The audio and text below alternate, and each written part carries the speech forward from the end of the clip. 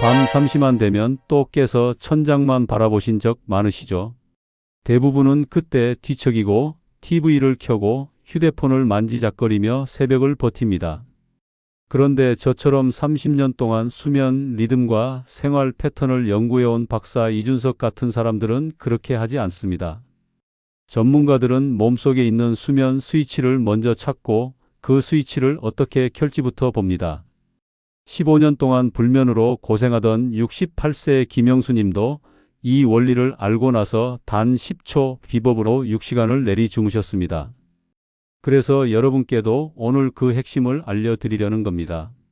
많은 분들이 수면제나 영양제에 의존하시는데 사실 우리 몸 안에 이미 완벽한 수면 시스템이 다 들어 있어요. 다만 그걸 어떻게 작동시키는지 모르실 뿐이죠. 이제 아주 간단한 자기 진단을 해볼까요? 첫째, 밤에 2번 이상 깨시나요? 둘째, 깨고 나면 다시 잠드는데 오래 걸리시나요?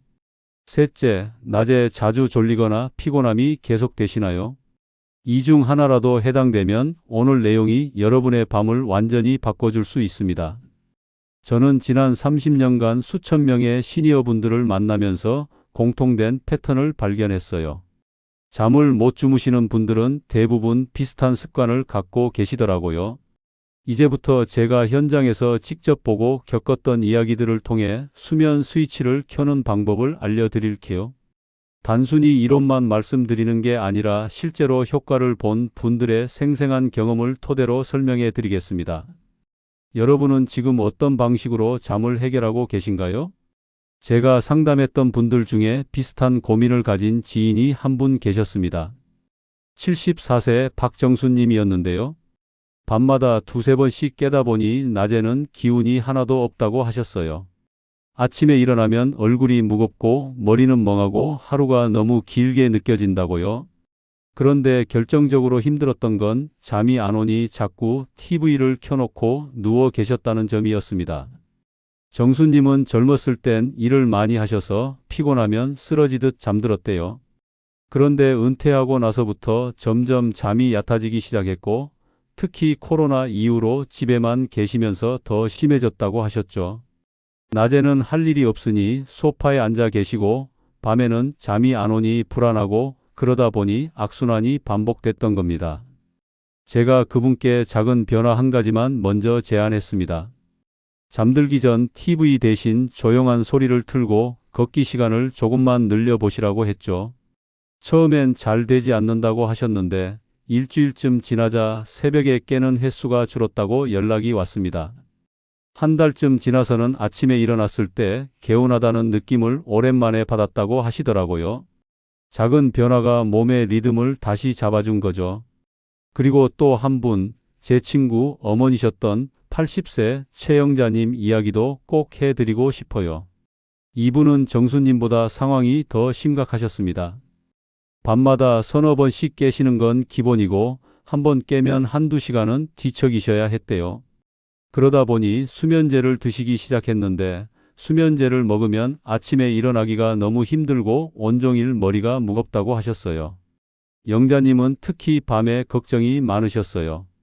자식들 걱정, 건강 걱정, 경제적인 걱정까지 온갖 생각이 머릿속을 떠나지 않는다고 하셨죠. 그래서 저는 이분께 잠들기 전에 걱정거리를 종이에 적어 보시라고 권했습니다. 처음엔 시큰둥하셨는데 막상 해보니 신기하게 머릿속이 정리되더라고 하셨어요.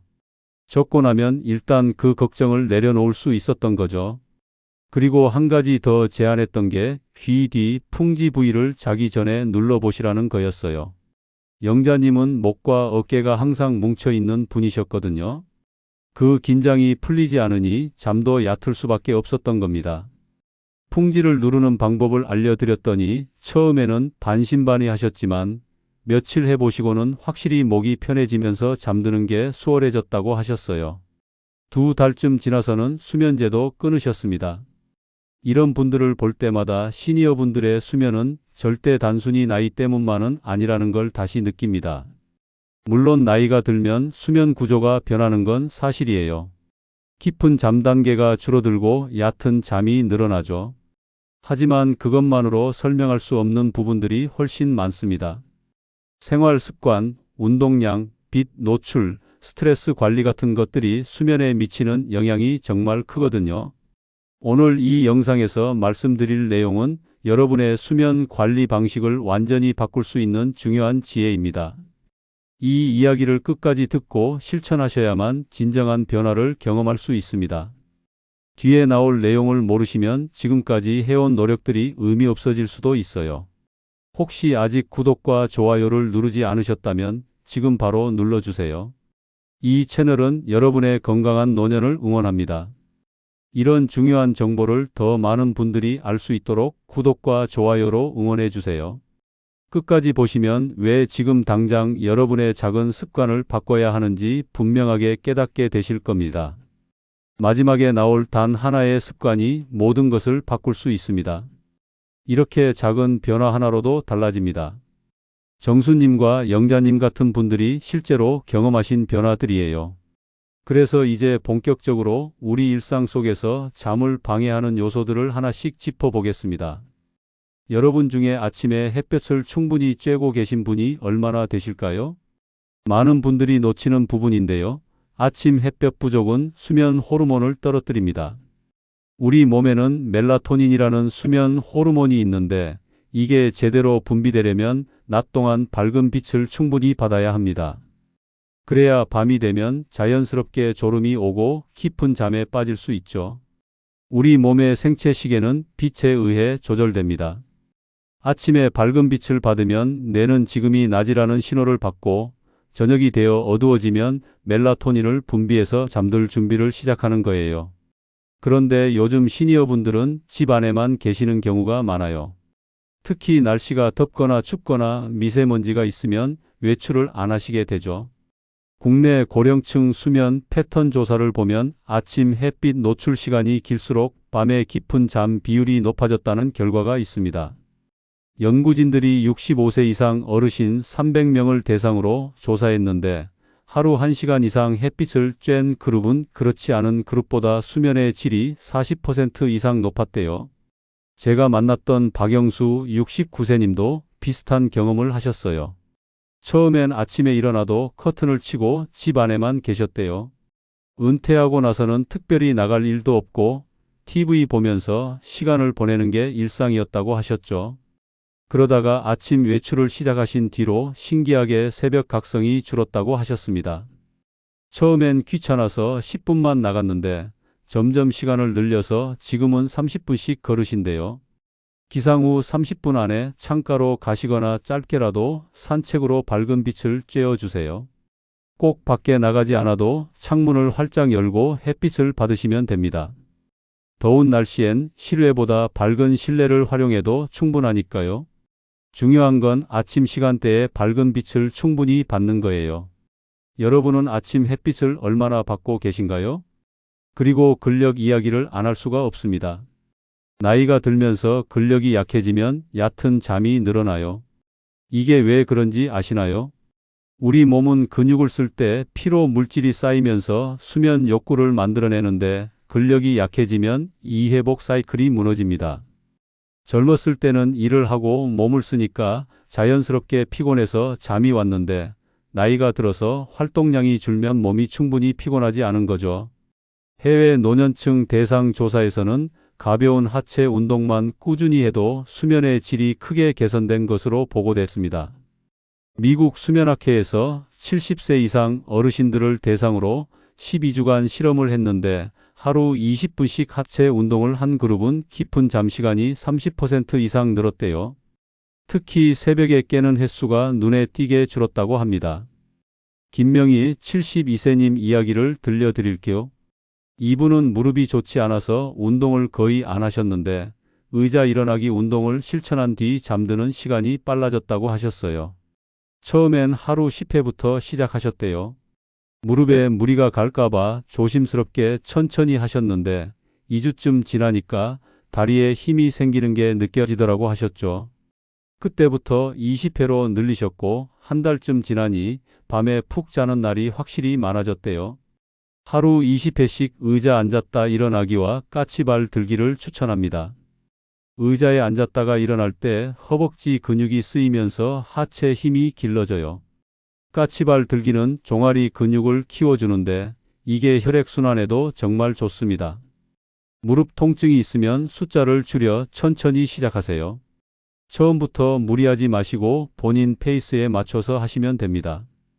여러분은 어떤 하체 운동을 하고 계신가요? 이제 취침 전 스마트폰 이야기를 해볼까요? 요즘은 시니어분들도 스마트폰 많이 쓰시죠? 뉴스도 보시고 유튜브도 보시고 가족들이랑 메시지도 주고받으시고요. 그런데 취침 전 스마트폰 사용은 뇌를 각성시킵니다.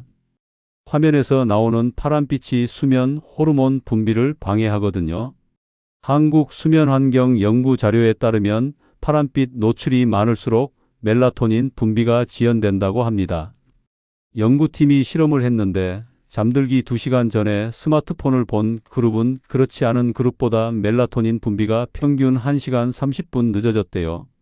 그러니까 11시에 자려고 해도 실제로 잠이 드는 건 새벽 1시가 되는 거죠. 정호철 71세님은 침대에 누워서 매일 뉴스를 보시던 습관이 있으셨어요. 밤 10시쯤 침대에 누우시면 자동으로 뉴스 앱을 켜시더래요. 그러다 보면 관련 기사도 보게 되고 댓글도 읽게 되고 어느새 1시간이 훌쩍 지나가 있는 거예요. 그런데 스마트폰을 끊고 종이책을 읽기 시작한 뒤 2달 만에 새벽 각성이 절반으로 줄었습니다. 처음엔 어색했지만 한 챕터씩 천천히 읽으니 오히려 마음이 차분해지더라고 하셨어요. 스마트폰은 계속 새로운 정보로 뇌를 자극하는데 책은 일정한 리듬으로 읽으니까 뇌가 진정되는 느낌이었대요. 취침 2시간 전 스마트폰 중단하시고 종이책 10분 읽기를 해보세요. 전자책도 파란빛이 있을 수 있으니 밝기를 최소화하셔야 합니다. 자기 전에 주로 무엇을 하시나요? 그 다음으로 중요한 게 걱정을 머릿속에 담아두는 습관입니다. 많은 분들이 잠자리에 누우면 온갖 생각이 다 떠오른다고 하세요. 자식 걱정, 건강 걱정, 내일 할 일 걱정까지요. 낮에는 바빠서 생각할 겨를이 없다가 밤에 조용해지면 그 생각들이 한꺼번에 몰려오는 거죠. 이런 걱정을 머릿속에 담아두면 잠이 깊어지지 않습니다. 뇌가 계속 활성 상태로 있기 때문이죠. 국내 스트레스 관리 조사에서는 생각을 글로 쓰면 수면 회복 시간이 빨라졌다는 결과가 있습니다. 서울대 심리학과에서 한 연구인데요. 잠들기 전 걱정거리를 5분간 적은 그룹은 그렇지 않은 그룹보다 잠드는 시간이 평균 15분 빨랐대요. 머릿속에만 담아두면 계속 맴도는데 종이에 적으면 일단 밖으로 내보낸다는 느낌이 들어서 마음이 편해지는 거예요. 이예순 70세님도 비슷하게 고민이 많으신 분이었어요. 자기 전 걱정 3가지를 써두는 방법으로 밤중 각성을 크게 줄이셨습니다. 공책에 적기만 해도 머릿속이 정리되고 해결은 내일로 미루게 되더라고 하셨죠. 처음엔 뭘 적어야 할지 막막하셨는데 그냥 떠오르는 걱정을 순서대로 적으시면 된대요. 적고 나면 그 걱정들이 생각보다 별거 아니라는 걸 깨달을 때도 많다고 하셨어요. 너무 길게 쓰면 오히려 집중을 깨뜨릴 수 있으니 간단하게만 적어보세요. 한 문장씩만 적어도 충분합니다. 여러분은 잠들기 전 어떤 생각이 가장 떠오르시나요? 마지막으로 향 이야기를 해볼게요. 라벤더 향은 뇌의 긴장을 풀어 수면을 돕습니다. 우리 후각신경은 뇌의 감정 중추와 직접 연결돼 있어서 편안한 향을 맡으면 심박이 안정되고 긴장이 풀립니다. 후각은 오감 중에서 유일하게 뇌의 변연계로 바로 전달되거든요. 그래서 향이 감정과 기억에 미치는 영향이 정말 큽니다. 국내 아로마 연구에 따르면 라벤더 향은 심박을 안정시키고 긴장을 완화하는 데 도움이 됩니다. 한국향기학회에서 실험을 했는데 라벤더 향을 맡은 그룹은 심박수가 분당 5회 정도 감소했고 스트레스 호르몬 수치도 20% 낮아졌대요. 김대성 78세님은 라벤더 향 3번 깊게 들이마시는 습관을 만든 뒤 잠드는 시간이 크게 줄었다고 했습니다. 이분은 원래 잠자리가 불편하고 예민하신 분이셨어요. 작은 소리에도 깨시고 한번 깨면 다시 잠들기가 힘드셨죠. 그런데 라벤더 오일을 베개 끝에 한 방울 떨어뜨리고 숨을 천천히 들이마시는 걸 시도해 보셨대요. 처음엔 효과를 못 느끼셨는데 일주일쯤 꾸준히 하니까 잠드는 게 편해지더라고 하셨어요. 베개 끝에 한 방울만 떨어뜨리고 호흡을 천천히 하시면 됩니다. 향이 너무 강하면 오히려 방해될 수 있으니 적당히 사용하세요. 라벤더가 아니어도 괜찮아요. 본인이 편안하다고 느끼는 향이면 뭐든 좋습니다. 여러분은 어떤 향을 가장 편안하게 느끼시나요? 다음은 이 내용들을 더 깊이 연결해 실제로 잠을 빠르게 유도하는 확장 본론으로 이어집니다. 지금부터는 조금 더 실용적이고 바로 써먹을 수 있는 방법들을 알려드릴게요. 귀 뒤쪽에 풍지라는 부위가 있습니다. 귓불 뒤에서 머리뼈가 시작되는 움푹 들어간 곳인데요. 이 부분은 긴장 완화와 호흡 안정에 영향을 주고 몸의 리듬을 차분하게 만드는 데 도움이 됩니다. 동양에서는 오래전부터 이 자리를 눌러 긴장을 풀었어요. 풍지는 머리와 목을 연결하는 중요한 지점이에요. 이곳에 혈액과 신경이 집중돼 있어서 여기를 자극하면 목 주변 근육이 이완되고 뇌로 가는 혈류가 개선됩니다. 특히 시니어분들은 목과 어깨가 자주 뭉치시잖아요. 오랫동안 같은 자세로 앉아 계시거나 베개가 안 맞거나 하면 목이 경직되는데 이 긴장이 수면을 방해하는 큰 요인이 됩니다. 지나치게 세게 누르면 통증이 생길 수 있으니 천천히 눌러주세요. 누른다기보다는 부드럽게 마사지한다고 생각하시면 됩니다. 누운 상태에서 손가락이나 폼롤러 끝부분을 부드럽게 대고 좌우로 천천히 움직여 보세요. 원을 그리듯이 돌려도 좋고요. 10초만 눌러도 목과 어깨가 풀리는 느낌이 올 거예요. 제가 추천하는 방법은 침대에 누워서 하는 겁니다. 베개를 목 아래쪽에 받치고 양손 검지와 중지로 풍지를 찾아서 천천히 누르세요. 숨을 깊게 들이마시면서 3초 누르고 숨을 내쉬면서 3초 쉬는 걸 반복하시면 됩니다.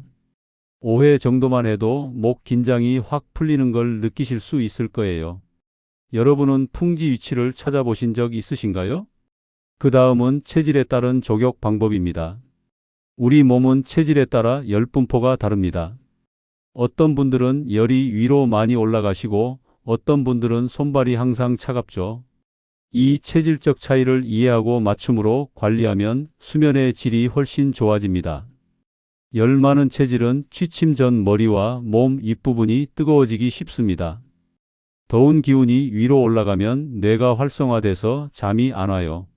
얼굴이 화끈거리고 가슴이 답답한 느낌이 들면서 잠을 이루지 못하는 거죠. 이런 분들은 상체 열을 내려야 하는데 그럴 땐 찬물 조격이 도움이 됩니다. 찬물 조격의 원리는 간단해요. 발을 차게 하면 열이 아래로 내려가면서 상체가 시원해집니다. 우리 몸은 체온을 일정하게 유지하려고 하거든요. 발이 차가우면 몸이 열을 아래로 보내서 균형을 맞추는 거예요. 찬물 조격은 발만 식히는 방식으로 짧게 해야 합니다. 시원한 물에 10분 조격하여 상체 열을 식혀보세요. 물 온도는 20도에서 25도 정도가 적당합니다. 너무 차가우면 오히려 몸이 놀랄 수 있으니까요. 여기서 주의할 점은 전신을 찬물에 담그지 말라는 겁니다. 발만 담그셔야 해요. 그래야 열이 효과적으로 이동하거든요. 조격 후에는 발을 가볍게 닦고 양말을 신지 마세요. 발이 시원한 상태를 유지해야 효과가 지속됩니다. 여러분은 평소 찬물과 따뜻한 물 중 어느 쪽을 선호하시나요? 반대로 몸이 차가운 체질은 혈액순환이 느려 저녁에 잠이 잘 들지 않는 경우가 있습니다. 손발이 차갑고 잠자리가 불편하다면 따뜻한 조격이 훨씬 효과적이에요. 혈액순환이 안 되면 몸의 말단 부위가 차가워지는데 그러면 뇌는 아직 잠들 준비가 안 됐다고 판단합니다. 체온이 적절하게 따뜻해야 수면 호르몬이 분비되거든요. 따뜻한 조격은 혈관을 확장시켜서 혈액순환을 촉진합니다. 발에서 시작된 따뜻함이 온몸으로 퍼지면서 체온이 올라가고 그 후 서서히 체온이 떨어지면서 자연스럽게 졸음이 옵니다. 우리 몸은 체온이 떨어질 때 잠이 오도록 설계되어 있어요. 그래서 따뜻한 조격 후 30분쯤 지나면 딱 잠들기 좋은 상태가 되는 겁니다. 물이 너무 뜨거우면 오히려 몸이 긴장하니 적당한 온도로 맞춰야 합니다. 38도에서 40도 정도가 적당해요. 손을 넣었을 때 따뜻하지만 뜨겁지 않은 정도요. 따뜻한 족욕이나 온찜질로 발부터 천천히 데워주세요. 15분 정도 발을 담그시면서 천천히 숨을 쉬시면 됩니다. 이때 라벤더 향을 함께 사용하면 효과가 배가 됩니다. 족욕 후에는 발을 부드럽게 마사지해 주세요. 발바닥 중앙을 엄지로 지그시 눌러주고 발가락을 하나씩 돌려주면 혈액순환이 더 잘 됩니다. 그리고 족욕 후 30분에서 1시간 사이에 잠자리에 드시면 가장 좋습니다. 잠들기 전에 손발이 차가워서 불편하신가요? 이제 소리 이야기를 해볼까요? 자연 소리는 뇌의 긴장을 완화하고 마음을 일정한 리듬으로 이끌어줍니다. 빗소리, 파도 소리, 바람 소리처럼 반복적인 자연 패턴은 뇌파를 안정시키고 수면을 유도해요. 이런 소리들을 백색 소음이라고 하는데요. 백색 소음은 주변의 갑작스러운 소리를 가려주는 역할도 합니다. 시니어분들은 특히 작은 소리에도 민감하게 반응하시잖아요. 옆집 소리, 밖에서 차 지나가는 소리, 냉장고 돌아가는 소리에도 잠이 깨실 수 있어요. 이럴 때 자연 소리를 틀어놓으면 그런 불규칙한 소음들이 잘 들리지 않게 됩니다. 뇌가 일정한 패턴의 소리에 집중하면서 다른 소리는 무시하게 되는 거죠. 저도 연구할 때 집중이 안 되면 가끔 자연 소리를 틀어놓곤 합니다. 특히 빗소리를 좋아하는데 규칙적이면서도 단조로운 패턴이 마음을 진정시켜 주더라고요. 연구 결과를 보면 자연 소리를 듣는 그룹은 그렇지 않은 그룹보다 수면 잠복기가 평균 20분 짧았습니다. 소리 크기는 너무 크지 않게 맞춰야 합니다. 귀를 막을 정도로 크면 오히려 방해가 되니까요. 속삭이는 정도의 볼륨이 적당합니다. 빗소리, 바람, 잔잔한 물소리 중 자신에게 편한 소리를 찾아 틀어보세요. 요즘은 유튜브나 앱에서 쉽게 찾을 수 있으니 한번 시도해 보시면 좋겠어요.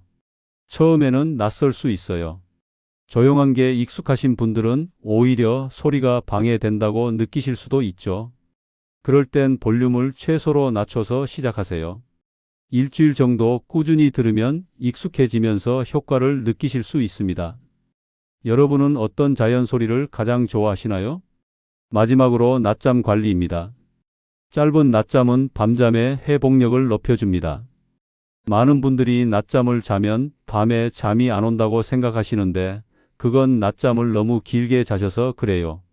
15분에서 20분 정도 짧게 자면 뇌가 리셋되면서 저녁 수면이 더 깊어질 수 있어요. 낮잠의 과학적 원리를 말씀드릴까? 우리 뇌에는 아데노신이라는 물질이 쌓이는데 이게 피로를 느끼게 만듭니다. 짧은 낮잠은 이 아데노신을 일부 제거해서 오후 시간을 활기차게 보낼 수 있게 해줘요. 그러면 저녁까지 적당히 활동하다가 밤에 깊은 잠에 빠질 수 있는 거죠. 하지만 낮잠이 30분을 넘어가면 깊은 수면 단계로 들어가게 됩니다. 깊은 수면에서 깨어나면 머리가 무겁고 개운하지 않아요. 그리고 밤에 정작 잘 시간에 잠이 안 오게 되죠. 그래서 낮잠은 무조건 짧게 자셔야 합니다. 다만 오후 3시 이후 낮잠은 피하는 것이 좋습니다. 너무 늦게 자면 밤 수면 리듬이 무너질 수 있거든요. 가장 좋은 시간은 점심 식사 후 1시에서 2시 사이예요. 식사 후 15분 이내 조용히 눈을 감고 쉬어주세요. 꼭 잠들지 않아도 괜찮아요. 눈을 감고 가만히 있기만 해도 뇌 휴식에 도움이 됩니다. 낮잠 환경도 중요합니다. 너무 밝지 않게 커튼을 치시고 조용한 곳에서 편안한 자세로 누우세요. 알람을 20분으로 맞춰 놓으시면 안심하고 쉴 수 있습니다. 여러분은 낮잠을 얼마나 주무시나요? 이제 이 모든 내용을 정리하면서 오늘 당장 실천할 단 하나의 방법을 알려드릴게요. 오늘 이야기에서 가장 중요한 점은 잠을 방해하는 잘못된 습관은 생각보다 단순하고 반대로 수면을 부르는 습관은 아주 작은 변화에서 시작된다는 것입니다. 많은 분들이 나이가 들면 잠이 줄어드는 건 당연한 일이라고 생각하시지만 실제로는 몸의 리듬만 바로잡아도 깊은 잠이 충분히 가능해집니다. 우리가 오늘 짚어본 내용을 다시 한번 돌아볼까요? 잘못된 습관이란 아침 햇볕을 피하고 근력을 쓰지 않고 취침 전 스마트폰을 보고 걱정을 머릿속에 가득 담아두는 일입니다. 여기에 더해 체질에 맞지 않는 온도 관리, 시끄러운 환경, 잘못된 낮잠 습관까지 포함됩니다. 이런 습관이 쌓이면 새벽 각성이 반복되고 낮에는 피로가 계속되며 집중력도 떨어집니다. 머리는 멍하고 몸은 무겁고 하루가 길게만 느껴지죠. 아침에 일어나도 개운하지 않고 거울을 보면 얼굴이 어둡고 눈 밑에 다크서클이 생깁니다. 짜증도 잘 나고 사소한 일에도 예민해지게 돼요. 이게 몇 달, 몇 년 계속되면 건강에 심각한 영향을 미칩니다. 수면 부족은 단순히 피곤한 것만이 아니에요. 면역력이 떨어져서 감기도 자주 걸리고 혈압이나 혈당 조절도 어려워집니다. 기억력도 감퇴하고 낙상 위험도 높아지죠. 무엇보다 삶의 질이 떨어집니다. 매일 피곤하니까 하고 싶은 일도 못하고 사람 만나는 것도 귀찮아지고 점점 집에만 계시게 되는 거예요. 그런데 올바른 관리로 전환하면 완전히 달라집니다. 아침에 눈을 떴을 때 몸이 가벼워지고 하루가 훨씬 편안해집니다. 밤새 깊은 잠을 자고 나면 얼굴도 환해지고 기분도 좋아지죠. 활력이 생기니 자연스럽게 움직이고 싶어지고 그러면 또 밤에 잘 자게 되는 선순환이 만들어집니다. 충분히 잔 날은 생각도 맑아져요.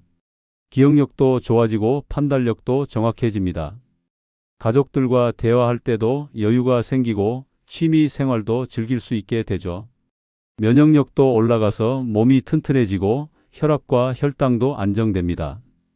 이게 바로 좋은 수면이 가져다 주는 변화예요.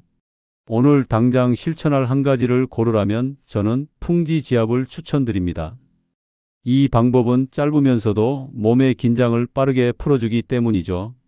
누운 상태에서 귀 뒤 풍지 부위를 손가락으로 10초만 천천히 눌러보세요. 목과 어깨 긴장이 풀리면서 호흡도 편해지는 걸 느끼실 수 있을 거예요. 이거 하나만 꾸준히 해도 잠드는 시간이 확실히 달라집니다. 여기에 더해 아침 햇볕 30분, 하체 운동 20회, 취침 2시간 전 스마트폰 중단, 걱정 3가지 적기, 라벤더 향 사용까지 하나씩 더해 나가시면 여러분의 밤이 완전히 달라집니다. 처음부터 다 하시려고 하지 마시고 하나씩 천천히 시도해 보세요. 일주일에 하나씩만 추가하셔도 한 달이면 5가지 습관이 생기는 거예요. 그리고 체질에 맞는 족욕, 자연소리 활용, 올바른 낮잠 관리까지 본인에게 맞는 방법을 찾아서 실천하시면 됩니다. 모든 방법을 다 해야 하는 건 아니에요. 본인 상황에 맞게 선택해서 꾸준히 하시는 게 중요합니다. 박정수님과 최영자님처럼 작은 변화로 큰 효과를 보신 분들이 정말 많습니다. 여러분도 충분히 하실 수 있어요. 나이 때문에 잠을 못 자는 게 아니라 습관 때문에 못 자는 거예요. 습관은 바꿀 수 있습니다. 오늘부터 시작하세요. 오늘 내용이 도움이 되셨다면 댓글로 여러분은 어떤 방법을 가장 먼저 실천해 보고 싶으신지 알려주세요. 작은 변화가 큰 잠을 불러옵니다. 여러분의 편안한 밤을 응원합니다.